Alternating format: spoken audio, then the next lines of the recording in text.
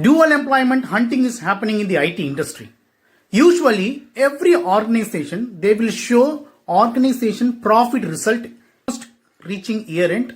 Organization want to increase their profit and they want to add additional profit in the organization revenue result. Okay. Usually, they will work for a different client and they will deliver the software product and they will get the payment. That is how they will earn revenue and they will compute the profit. Now they want to add some additional profit. If they fire their organization people, if they fire their employee, they can add their organization's employee's salary cost to the profit so that their profit will increase. Okay. If they want to fire you, they need to give valid reason. But for dual employment, they no need to give any reason. Okay.